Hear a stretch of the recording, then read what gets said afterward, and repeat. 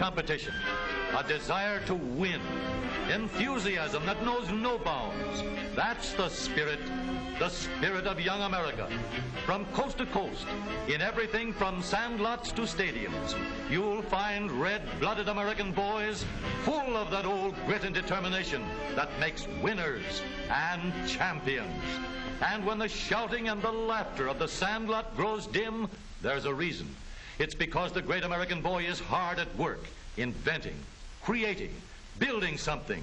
The energy that is forever behind both the competitive sports of youth and the desire to build and create new things is the energy that develops industrious, dependable citizens of tomorrow. Every spring, in thousands of attics, garages, and basements throughout the country, thousands of young Americans set to work building their entries for the All-American Soapbox Derby. The All-American is the greatest amateur sporting event in the world because it combines both the ingenuity and creative spirit of young America with the natural racing and sporting instincts of boys of all ages. Every boy, everywhere, between the ages of 9 and 15 is eligible for this great race. Sponsored jointly by the leading newspapers and America's leading manufacturer of automobiles, local derbies are run in 116 different cities throughout the country. Each of these local champs is already the proud possessor of the M.E. Coyle Trophy. The place? Akron, Ohio. The time? The morning of August 16th. The excitement? The All-American and International Soapbox Derby Finals. Today, Akron is a city filled to overflowing, with a big welcome for the thousands who have come from every state in the Union to witness the big event. For the racers, first comes registration and entry blanks, then sweaters, shirts, and all the other official regalia. Thousands of spectators are milling about the champions' cars, getting a good close-up look. Every one of these cars represents many long, hard hours of thought and building. In every one can be seen the inventive and creative ingenuity of our American boys. Each entry gets his car weighed in, and an official sticker shows that the car has been checked by the technical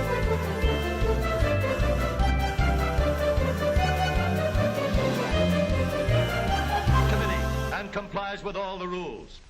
The medals and trophy awards and other prizes, too, share the limelight. There are 249 of them in all.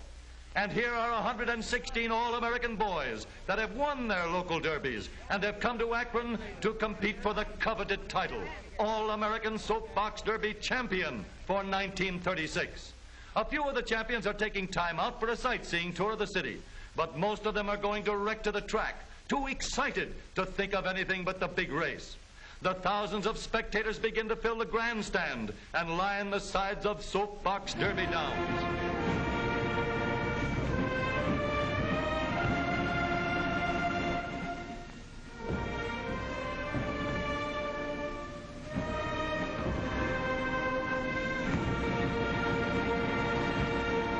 No racetrack in the world is more colorful than this, and yet it's just for boys, all-American boys. At the top of the hill are the racing pits, where the cars are given the final going over for the big race. Here they are, all set for the first heat. There will be 39 heats run off first, then the winners of these will be grouped and eliminated until only 5 boys are left. The technical committee stands ready on the bridge. Here they go. Look at those cars travel. It's going to be close. Here's the finish. What a race. But that's only the beginning. From now on, they're going to follow one ride after the other. Maybe you'd like a ride down the track. All right, let's go.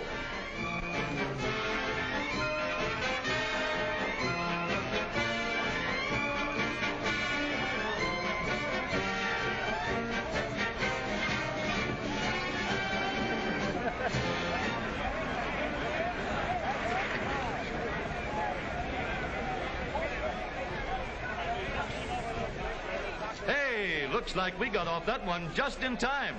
Guess we'd better stick to the sidelines.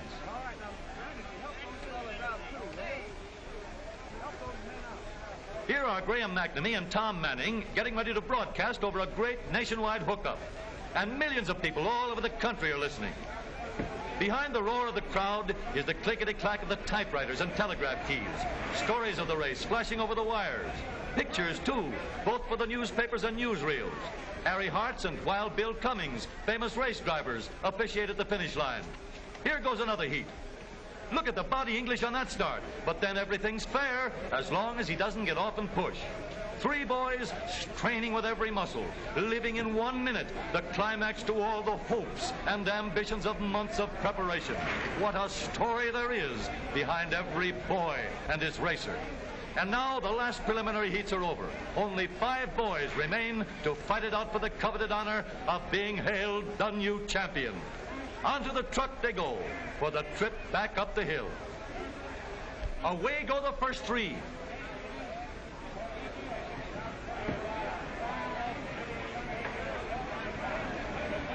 Herbert Minch of St. Louis is the winner. And back at the starting point, the other 2 boys get underway. Harold Hansen of White Plains, New York is the other winner. Back at the starting line, Herbert and Harold are ready for the flag. One will be the new All-American Soapbox Derby champion. There they go.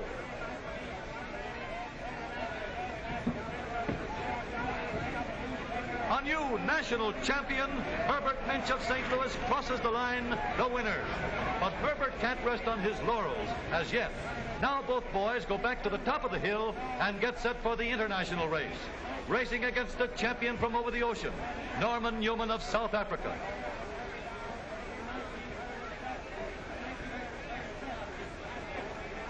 They're off.